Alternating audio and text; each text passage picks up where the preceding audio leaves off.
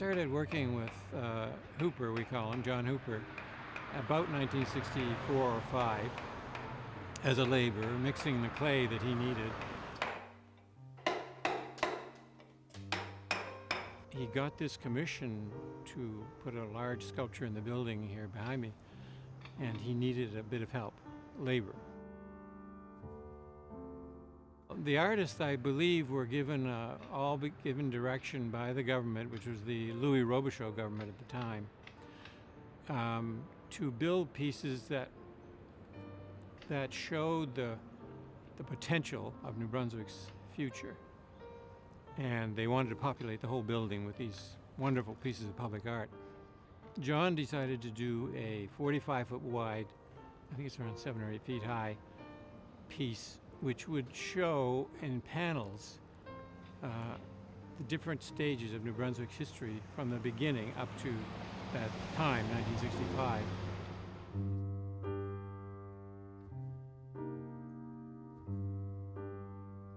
I think it was built to remind New Brunswickers that we are one people. I still find it emotional to think of it being abandoned.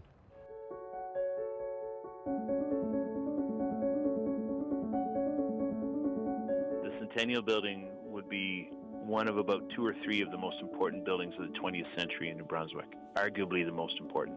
So you couldn't build a building like that today, it's too good. Also the public art that's in it, murals and large works that were done by some of the most important artists in Canada.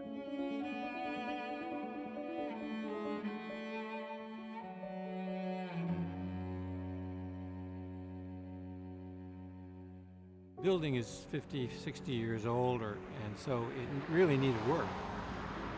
And everybody had been saying that for years, and the artwork needed to be maintained better. A decision would have to be made to whether to renovate or to demolish and rebuild. And of course, we also think it's going to be a great way for us to save money and avoid some costs in the future, because this is going to allow us to really have very strategic utilization of our space here in the Fredericton area as a government. The Gallant government decided to move out of the building into rental space and allow it to be totally renovated. And that's what was underway when Mr. Higgs took office, and he stopped it immediately. So, why do you think? Money.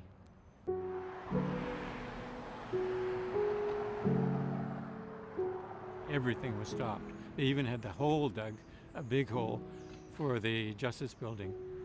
They laid off all the workers, sent everybody home, put the building up for sale. Yeah, we watched it all happening. So, because I would hear from security people, they told us today it belongs to the developers, and the developers came in and started doing things, fixing things up. So I was encouraged, but now talking to various other people who are involved with the design of the building, I see that they're worried, I think, about how they're going to manage this vulnerable public art. The next application on the agenda this evening is zoning application B2 Centennial Heritage Properties Inc., 670 King Street. Could we have staff report, please? Although City Center planning policy recognizes the Centennial Building as having significant heritage value, the building's significance accrues primarily from its history and legacy as New Brunswick's most significant centennial project. Despite this, the provincial government has not chosen to apply any provincial heritage protection or designation prior to the sale of the property.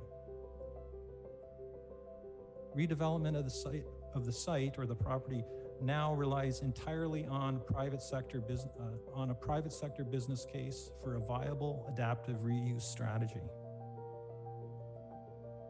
The first phase is the adaptive reuse of the Centennial Building with retail, restaurant, boutique hotel, and residential uses. The first floor will contain a mix of retail, restaurant, hotel, fitness center, and office space. The hotel will continue on the second and third levels, and the residential component will occupy the upper 4 levels. I'm wondering if the public will be guaranteed access to see the 4 floors of large public art that's built right into the walls of the building if it remains in the building. some of the largest pieces of some of our best known artists, which really was paid for by New Brunswickers, and I believe still belongs to the Art Bank of New Brunswick.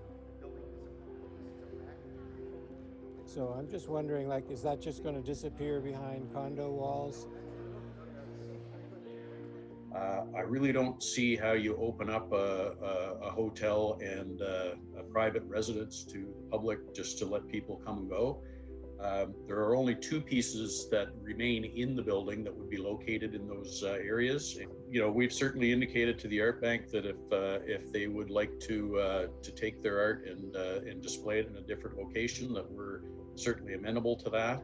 I'm told by the art conservators that it would be next to impossible to remove them from the building. So we're going to do our best to work around them during the course of construction, and they will stay there. I'm really surprised and a bit disgusted, really. I think the Art Bank, I can't understand quite why they're doing that.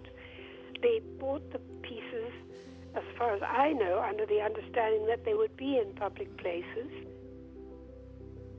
I got hired in March to come and take a look at the condition of the pieces and to assess them for their possible enclosure or removal for renovations to be going on in the Centennial Building.